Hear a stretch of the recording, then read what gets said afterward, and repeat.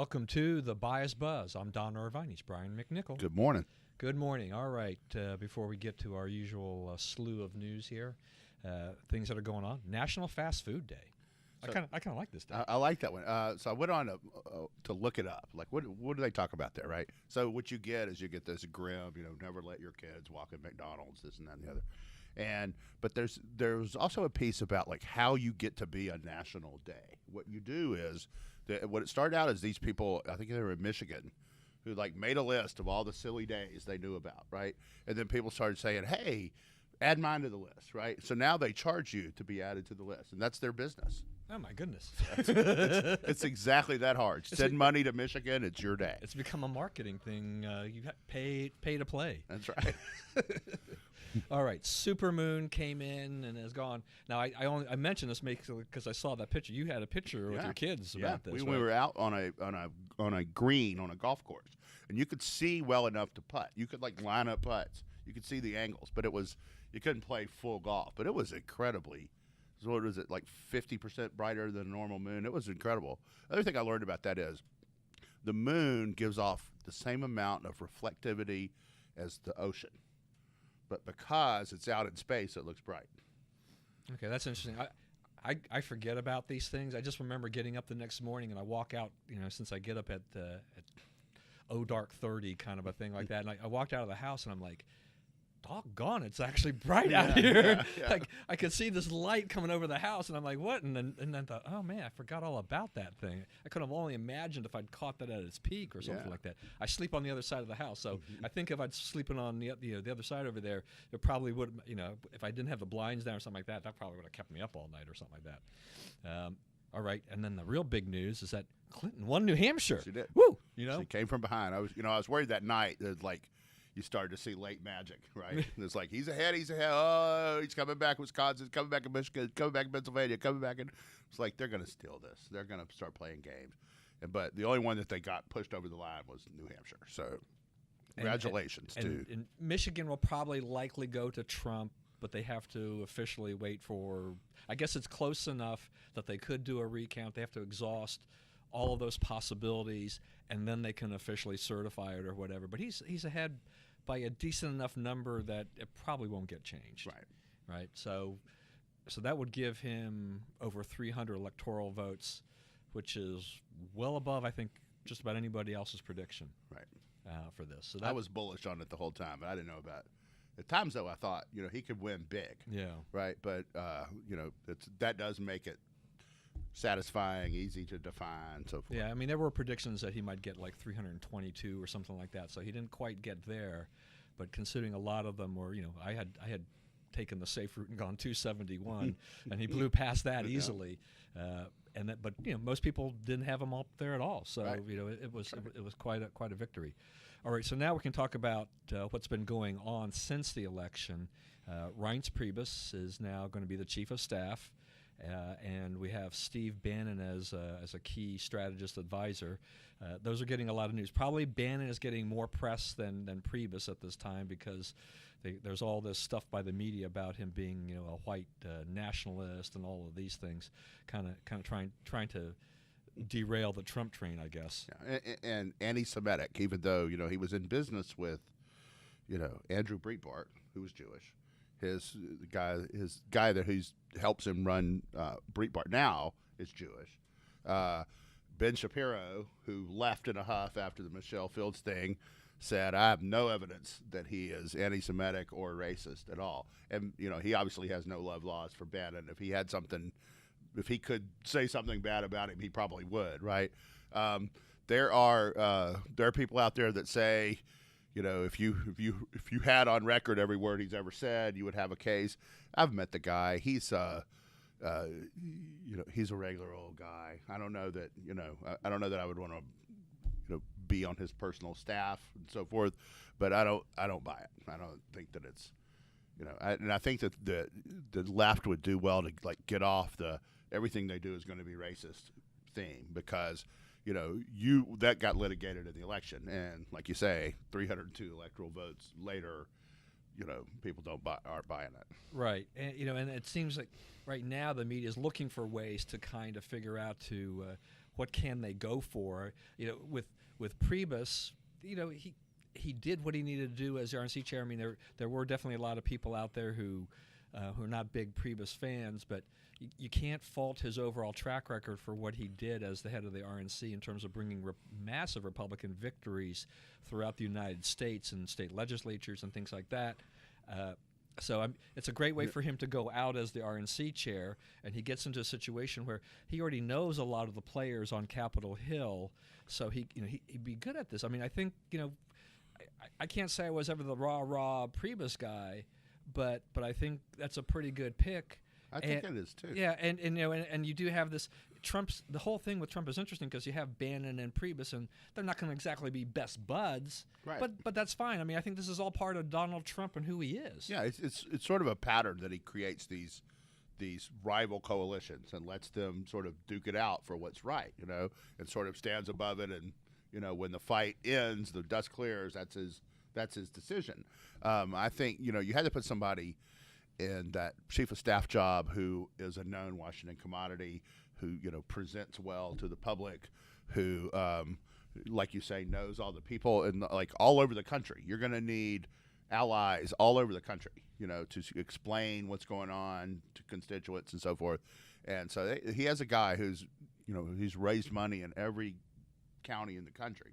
So I think it's a good thing. I think it will keep the trains running on time. He's obviously able to run a massive organization efficiently and so forth, and that's a hard job. Because everyone has their own opinion, and all the opinions in a party structure like that have equal weight, right? Yours, mine, right. We're all the president of the party, Yeah, so that leads us to a lot of different things. I mean, we're still on the transition side. So the media, besides trying to snipe at Trump on the Bannon appointment, they jumped yesterday on the departure of Mike Rogers from the transition team. I mean, Christie was supposed to head that. He's been replaced by Mike Pence.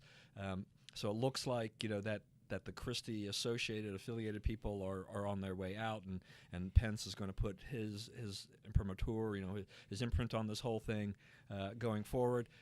Mike Rogers is a good guy. I mean, as far as I know, he's got a lot of intelligence, kind of background and things like that. But things change. I mean, if this, if he's the Christie guy and not really the Pence guy and some other things, then that's the way the things go. Well, I was wondering what he was doing there in the first place. There are other people. I mean, he was on that committee, but he was no friend of Trump, and he was not. He kind of waffled. He was not a strong Republican the whole time he was in Congress. He didn't see. It was sort of like, and I wonder what Christie was doing there after he hugged Obama and beat Mitt Romney in 2012. And I think that Trump realizes that, Christie also has Bridgegate issues that have not been resolved. I think that he is like no scrapes, and if Christie comes through the Bridgegate stuff, okay, Trump may find a place for him, right? In the thing, there's a lot of jobs. There's 4,000 jobs, and probably 150 of them are worthy of Christie, right? So there's not a small amount of choices to make there, and I think that he'll end up with something if he clears the bar on the Bridgegate, and I don't know what Mike Rogers was ever doing there. So yeah, I mean, and Christie just may not get the job that he was angling for. I think he probably aspired to something like the AG post or something like that. That's not going to happen. But somewhere in the administration, like you said, if he clears Bridgegate, which is definitely cast a pall over him, kind of just been that problem for him, then I think then Trump he can do that without having to worry about anything else, just these other things, just kind of sniping and backbiting and other things that are going on. Now, another key position that opens up or is open now is press secretary. I mean, that's a position that he needs to find somebody good.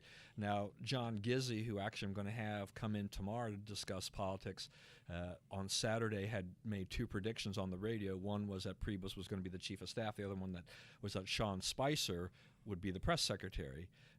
But also Laura Ingram's name has come up in this mix as well. And my first reaction was that I didn't think Laura would necessarily lose the radio gig and the TV gig to do that, but she did say she would. She was honored by that, and she'd consider it. I guess, kind of the Tony Snow path. Mm-hmm. Maybe she would do it if she's offered that. But But Spicer, he has a lot of experience as well. I don't know if he's the guy that I want dealing with the press, but I don't know. Conservatives, I think a lot of conservatives would look at Laura Ingraham probably and say, hey, they like her. And as she's a woman, and it kind of gives you that other thing going on in there. I don't know.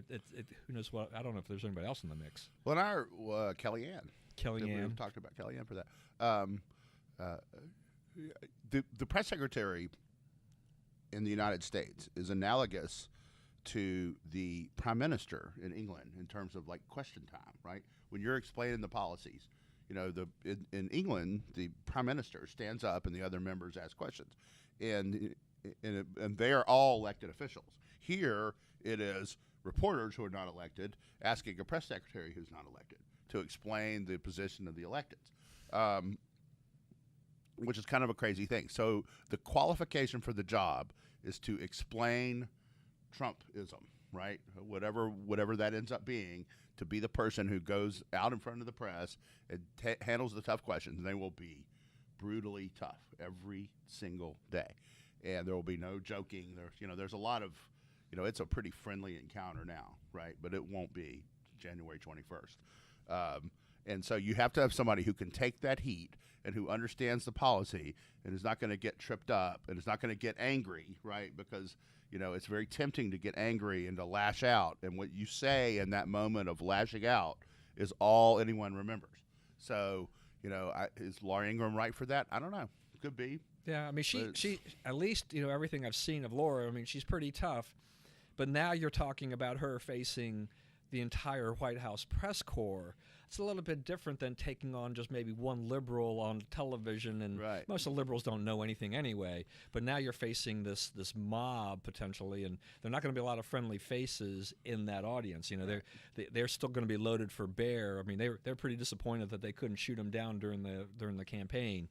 They're going to be ready to figure out how they're going to be able to shoot down his presidency early on. I expect really zero honeymoon with the press right. once he's inaugurated. I would say one of the things he's talked about is like he may not give credentials to everybody. There might not be a press gaggle every day. They're rethinking that whole model. Maybe he's the guy who goes out there and takes the questions. He doesn't seem to mind taking questions, right? In a way, we've never had a president who, like, sure, ask me, I'll tell you right now, and or at least not in maybe Harry Truman, but not since then. They all get behind the wall and let other people talk.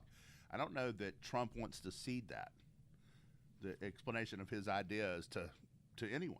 Right. Yeah, it does mean kind of that he has to kind of put his ego and other things, in the back seat a little bit to do that, and I think that's just hard for him. He will he says what's on his mind, and you never know exactly which way he's going. I mean, he'll say one thing and then he'll say another thing, and kind of like, okay, I'm not quite sure where he is on that position necessarily, but at least he's vocalizing what he wants to say. I mean, right. and most presidents you never get that kind of level of engagement at That's all. Right. That's right. And and I don't think he's going to abandon Twitter. No, looks like he's still firing away with regularity on that, and I think that's good. I think we're going to know. I mean, think about what happened in this election. We went from someone who would have been the most secretive president ever. I mean, she ran the State Department off the grid, right? And that's what she was in trouble for.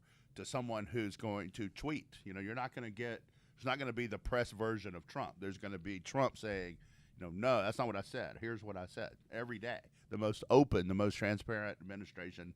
It really could be the most transparent administration in history. And we'll see what happens here in about 2 months. Okay, so cabinet, more names are surfacing. Lots of stuff going on here.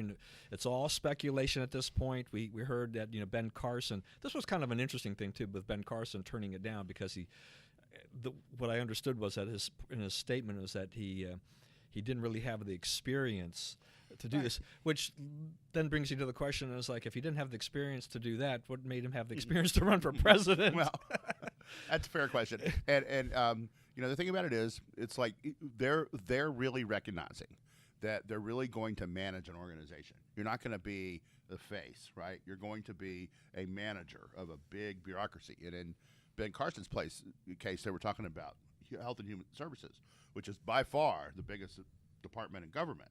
And so you're managing $900 billion budget every year or something like that, and hundreds of thousands of employees all over the country. And he's like, that's not me. I haven't done that. I'm not qualified for that. And good for him for doing that. And I think that it shows you is like Trump is asking that question. Have you ever run a big organization? Are you going to look stupid here in 3 months because you're totally outnumbered, or are can you make the trains run on time? Right. So now we have the word that came out is that Tom Price, congressman from Georgia, he's a doctor, medical doctor, might be up for there for HHS. I don't think that's not a bad idea. Ted Cruz, whose name was floated about as potential Supreme Court pick, and that could still be out there, is now up there maybe for Attorney General. I've seen some traffic on social media is like into the effect of, why would he do that after that acrimonious relationship he had with Trump? But this would, anything like this I think would be good for Cruz. I mean, even if Attorney General would still be a great stepping stone to the Supreme Court. He doesn't necessarily have to take the Garland, slot, or the Scalia/Garland slot at this point, but but he could be set up for maybe the Ginsburg slot. I know she's going to try to hold on there for at least the next 4 years, but who knows? I mean, that may give him a chance to do some things before they move on that. Who knows? So that's an interesting pick. And then we have kind of Rudy as one of the top picks for Secretary of State, which is like scaring the left. But so, John Bolton's up there for that, and then Newt to a certain degree. So, there's some interesting picks out there because, I think Rudy we thought might have gone for AG, and then now all of a sudden we see Secretary of State, and we're like, wow, okay, well, that's something I didn't see coming. Rudy has asked for Secretary of State, which I think is odd because it's not really in line with his experience. I think what's more in line with his experience is DHS, Homeland Security. That'd be great. Price, I think, is a good pick. Not only is he a medical doctor, but he has been one of the leaders in formulating conservative health policy on the Hill for a long time. And, he knows where those bodies are buried. He will be able to make some changes. Can he manage an organization? We don't know. I mean, he's not running in recent years, not running anything more complex than a doctor's office and a congressional office. But, he is a together, prepared guy. He's not a bomb thrower. He's a guy who knows what he's talking about. AG, I see the name Trey Gowdy circulated. I don't know how seriously Trump's taken that. He did back Rubio temporarily in the primaries, but not against Trump, more pro-Rubio. Right. I think he would be a terrific AG. But the problem with Gowdy is he thinks all of this is silly, right? He thinks Washington is like, you guys are yelling at each other, spending a ton of money, and accomplishing nothing. He is disgusted with this place in a lot of ways, both parties, right? And so is that a role, for him? But if he gets it, his prosecutorial priorities will definitely be in line with mine, I would think. Cruz is also a good choice. I want Cruz on the Supremes. I think that's 40 more years of Scalia, right, which I think would do the country enormous good. Newt, I don't know. I think Newt winds up in a strategic role of some kind, more of as an advisor. Newt's long history in government and all the other things that he's done. Newt's a big thinker, kind of a guy, and I think another guy who's not a manager. Right, he's not a manager. Yeah, he's the last ideas guys. I don't think Newt would really enjoy the diplomacy of being Secretary of State. I just don't see it. I love Bolton. They're talking about John Bolton. That's somebody who was set up for that job and will do it in the sharp elbows fashion that Trump wants it done. We are the big dog. We're happy to help, but, the big dog is going to assume his place at the table. And I think that, Bolton exemplifies that, understands that, and was the best bet for that. Yeah, and I think they'll look at it too. I mean, the Republicans do control the Senate, so they're in pretty good shape there. But I think they also they're probably going to try to find people who will more easily sail through than get bogged down in the committee portion of that type of thing. Though there'll always be some of that. When it's Republicans versus Democrats, there's always going to be some of that fighting. But Bolton, to me, should be well respected overall. Right. He's a smart guy. He's really earned his stripes, I think. And the Democrats, as Tim Kaine said, we're the in the Senate, we're the emergency brake. That's basically what he said. This is how depressing things, I think, are for the Democrats. They're trying to say, who are we? How are we defining ourselves? The emergency brake. I've never heard of this before. Pull the emergency brake now. Step on it. Well, here's the thing about it. Harry Reid changed the rules of the Senate in a lot of ways, and one of them is you can do these confirmations with 51 votes. So they're in trouble now. All these guys, Bolton can sell through. They'll have their drag. They'll have their 3 bad news cycles, but they can't stop him at this point. Whoever he wants, he's probably going to get. Yeah, so you have to watch out what you wish for when you make these changes, because you think we're going to have 20 or 30 years of Democratic rule. We're going to get all these Democratic appointments, so we want to make sure this is easy and just beat back the Republicans. It's flipped on them. They didn't expect to see this, and they are going to pay the price for this. Right. Nothing's permanent in this town. Yeah. Okay. One more appointment, though. Right now, running the EPA transition is my friend Myron Ebell. Oh, yeah. And that is an outstanding choice by Trump. That shows that he is taking seriously what America wants done with the EPA. Also, you're starting to see the list for EPA administrator come out, and his name is on that too. I don't know if he'll pull a Dick Cheney and pick himself, but America would be in terrific hands if that happened. I wouldn't complain. Myron is fabulous, and all you need to know is watch the reaction of the left on this. Yep. They are going crazy. And so that just makes you say, yeah, let's double down on this. This is a great pick. Yeah, we're on the right track. We can tell. Look at that reaction. We know where we've got to go. Their heads on fire. The other thing is he runs that Cooler Heads Coalition. So that's like all the free market environmental people in the country are linked into him.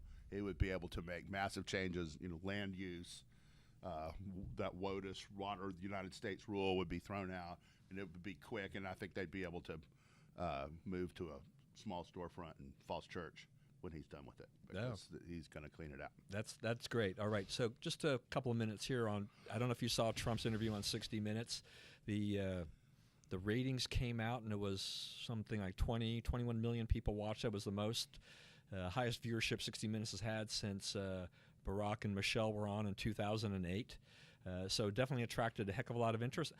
My general feeling here is that I thought Trump did a pretty darn good job with that. Leslie Stahl definitely was trying to find ways of getting him on that, and I think he didn't bite. He was pretty good about deflecting on the Roe v. Wade thing. She was trying to press him on that, and he really kind of switched it to the gun issue. But I was really amused when they were talking about this, and he's saying, things may have to go back to the states, if these things get repealed. And she's like, well, what about women that need, getting abortions? He says, well, maybe they have to go to another state. And I thought that was just a great answer. That's a great answer. That's exactly the right answer. He looked presidential. Yep. He looked humbled by the experience. He's like, oh wow, I won, and now I'm the leader of the free world, and 330 million people depend on me. And I think that he's weighing that, and I think that came through. It was interesting, like how that seemed to come out as he went along, and it wasn't like cocky and brash and dismissive. And of course, the left comes out and says he's totally unprepared because he's only now realizing what a big job is. There's no one who ever gets elected president who's not sitting there 3, 4, 5 days later going, wow, Yeah, what did I just get myself into? Right, because what happens is you win, and and you think about it. The next day, they were announcing appointments, and they were announcing putting people in place. The day after that, a whole bunch more, right? And so it's like the next morning he woke up and there's 30 people in his face. What are we doing about this? What are we doing about this? Okay, and he has to respond to that quickly. And so now he's starting to get the gravity. It's like there are a million little publics here that I'm dealing with. This is not make 3 decisions a month, and no one understands that until you're in that box. Right, exactly.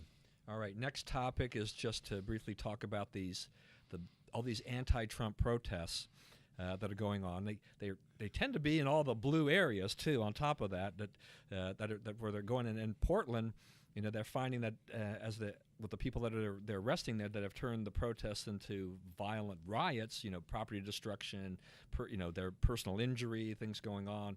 It's really gotten out of hand there, is that a lot of the people they've arrested didn't vote. Right. So they're protesting Trump, but they didn't even vote. And a lot of them are being paid. Yeah. It's the same thing. You know, at some point, and this never got litigated in the election, and I wonder why. And I guess it doesn't matter since he won anyway. But, you know, Democrats, you're taking money from George Soros, right? He is fomenting unrest all over the country. That's your name is on that, right? This is you doing that. Okay, why are we drawn to that? How does that, a guy, currency manipulator, convicted felon, obviously doesn't have the best interests of the United States at heart? What are you getting out of this? What is he getting out of this? You know, why that association? When do you have to explain what this guy, who's basically a political terrorist, is doing on your side, giving everyone money? That's right. And so they're feeling part of that too, is that at least the ones that have any knowledge whatsoever, you know, part of the reason for the protest is that Hillary, you know, has won the popular vote, but she lost the electoral vote, which is not necessarily even true either. Yeah, we'll see how that all works out, because there's still a lot of votes to be counted. But from what I'm reading, a lot of those are also in the blue states. But this is still going to be weeks before we really know, because of just the slow process of getting that done.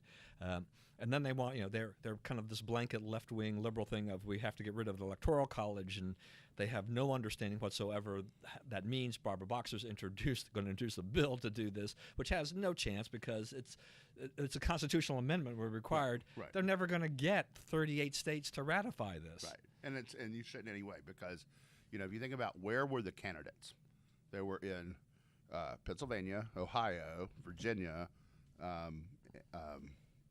North Carolina, and Michigan, right?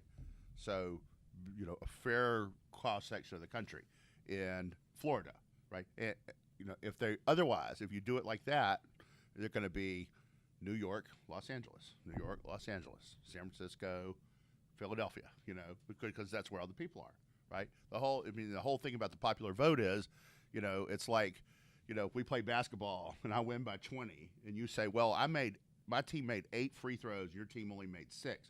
Well, we weren't competing on how many free throws. We were competing on points. So the fact you made more free throws doesn't matter, right? That wasn't the game we were playing. That's right. And so, yeah, and the thing is that I think in L.A., I mean, I think Hillary received more than enough votes. I mean, the vote margin she has there would, you know, if you took that away, then Trump easily is in the lead, that type of thing. So then you would say, you were looking at so you want to have this election based on big areas like that, so that, you know, like L.A. could basically determine the president of the United States. L.A. and New York. Yeah, that's representative of America. Yeah. Have you ever been to these places? Yeah. How is that fair and everything like that? And I think the last thing here before we go to 2-minute warning, because we're running out of time, is just this whole notion now that we're getting all this pushback on sanctuary cities. These mayors are coming out and things like that saying, you know, we want to be a sanctuary city no matter what. Cut their funds. Yeah. You can defy the law. You're going to do it on your own nickel. And it's overreaction. It's like all these protests, is that they've overreacted to everything. Nothing has happened, but they just think all these things because they're reading what the media and everybody else tells them is going to happen. So anyway, all right, 2-minute warning. 2-minute warning, a bright spot for the Democrats. Unfortunately, I grew up about 4 miles off of I-20. If you look at those maps, we all sent around to each other and said, can you hear us now, and everything, and what a great coverage it had for Trump. The I-20 corridor is a big swath of blue now. Dallas went to Hillary. Caddo Parish, my home parish, Shreveport, went for Hillary. Jackson, Birmingham, Atlanta, Columbia, South Carolina, Savannah, that whole road from West Texas to, you know, where I guess it runs out at 95, you know, was Hillary country. So there's an opening in the South. There's an opening, you know, when I registered to vote in Louisiana in 1979, it was 36-1 Democrat. And he won, you know, Trump won just about 2-1 in Louisiana. So there's a chance it could roll back. Nothing, you know, the thing to remember in all these things is none of this is permanent. You know, you think you're safe, you are not safe. Right. All right. And mine is just the New York Times came out this week. The publisher said that they vowed to cover Trump basically honest and fairly. and they even put a reader's notice out that that what they plan to do and everything like that. And I'm just sorry. Call me a skeptic. I'm just having a little bit of a hard time believing the New York Times is going to be able to cover the Trump administration fairly and honestly. Maybe I'm wrong, but I don't think so. I think they're just trying to get a press pass, because otherwise they were in trouble. All right, we're out of time. Thanks a lot. Don't forget to join me tomorrow. I've got a couple of other great shows coming up on some more election analysis. So we'll see you then until next week for our Brian and myself. See you then.